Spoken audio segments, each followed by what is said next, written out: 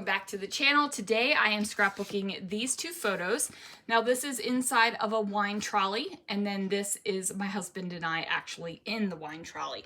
I'm going to be playing with the Roses 2x3 stamp set from Brutus Monroe. I'm really excited for this. I love these roses. And I'm also playing with some Chroma Glaze, and then I might bring in some other stuff too. So let's see what I can do. So I'm starting out with some white cardstock, and I am taking some gold Chroma Glaze, and I am just applying this to my paper. Now what this is going to do is give my white paper a really subtle yet beautiful golden shine. This is one of my favorite things to do with gold Chroma Glaze. So I'm going to go ahead and make sure that it covers the entire paper here. Because I don't want any parts, flat when everything else is super shimmery. I am using a silicone brush to do this with. You could use a brush, a palette knife, a gift card, an old credit card, whatever you have handy. I don't want you to think you have to use the same kind of tool that I'm using. So I'm going to put that off to the side to dry, and then I am going to do a little bit of stamping. So I'm going to stamp a whole bunch of these florals, and instead of using a stamp positioner tool, I am just going to stamp all over the paper. Now I am stamping off the edge on some of them. I am twisting the floral around so that it is not the same direction. So the roses aren't kind of like in a line. Do you know what I mean? Like they're kind of more natural with the different way that they are kind of going around. So I only put the florals around these edges because those are the edges that you are going to actually see once I am finished with the layout.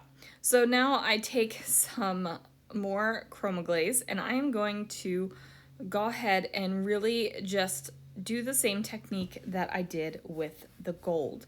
And what this is going to do is give me a nice pink color on my paper.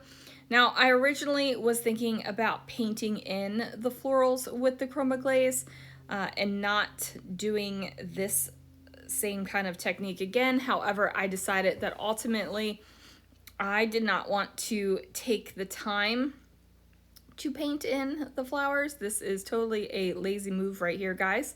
And then I decided to grab some of the purple, and I am adding on to the color. Now what this is going to do is give me little pockets of darker, deeper color because the pink and the purple mix up together really nicely.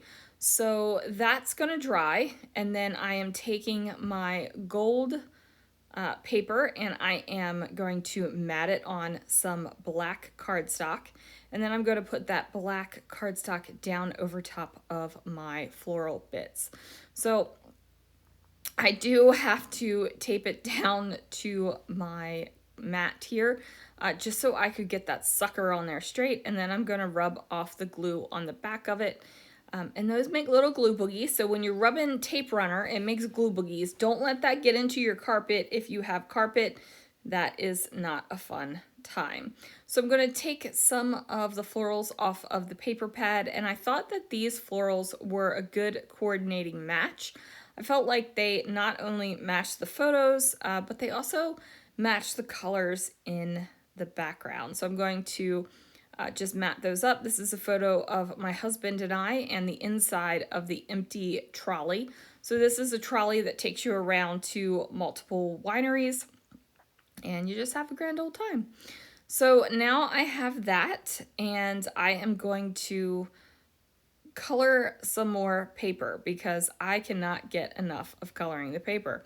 I'm not exactly sure why I am so excited to color my paper with Chroma Glaze this time, but it is something that I am, making work. So I stamp out some more florals over top of that Chroma glazed paper, and I am going to fussy cut them out. So I love a good fussy cutting moment, especially fussy cutting that isn't ridiculously detailed.